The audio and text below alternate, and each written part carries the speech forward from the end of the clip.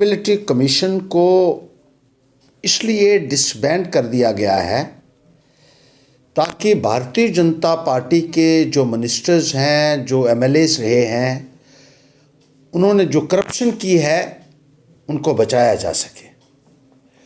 Panthers party मांग करती है कि जल्द से जल्द जम्मू कश्मीर में अकाउंटेबिलिटी कमीशन बहाल किया जाए और उन मंत्रियों की, विधायकों की इंक्वायरी अकाउंटेबिलिटी कमीशन के माध्यम से हो जिनके बारे में अक्सर भ्रष्टाचार के अनगिनत आरोप पिछले 6 सालों से लगाए जाते रहे हैं। और जब तक अकाउंटेबिलिटी कमीशन का गठन नहीं हो जाता है, हम लेफ्टिनेंट गवर्नर महोदय से अपील करना चाहते हैं कि एक कमीशन ऑफ इंक्वायरी बिठाया जाए, क्योंकि भारी पैमाने के ऊपर सरकारी खजाने की लूट हुई है पिछले 6-7 वर्षों में। सरकारी ज़मीनों के ऊपर नेताओं द्वारा कब्जे किए गए, जंगलात की ज़मीनों के ऊपर कब्जे किए गए, इंश्योरेंस स्कैम्स यहाँ हुए, फॉरेस्ट डिपार्टमेंट में, हेल्थ डिपार्टमेंट में, पावर डिपार्टमेंट में, रूरल डेवलपमेंट डिपार्टमेंट में करोड़ों रुपए के गबन हुए, पावर प्रोजेक्ट्स की अलॉटमेंट में कई हज़ार करोड़ रुपए के गबन हुए। और इन सब का खुलासा गवर्नर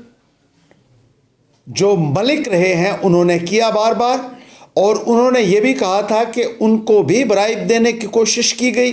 2 फाइलों को क्लियर करने के लिए 300 करोड़ रुपया उनको ऑफर किया गया था, जो एक कॉन्स्टिट्यूशनल हेड ने खुलासा किया, उसकी भी कोई इंक्वायरी नहीं हुई।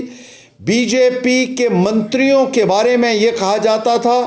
कि जब नोटबंदी हुई उस दौरान 3 मंत्रियों की निशानदेही हुई थी जिन्होंने अपना काला धन जो है वो वाइट कन्वर्ट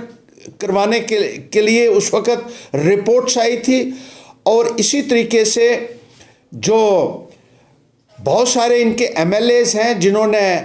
रोशनी के तहत ज़मीन का घोटाला किया, जिन्होंने गैर कानूनी तरीके से अपने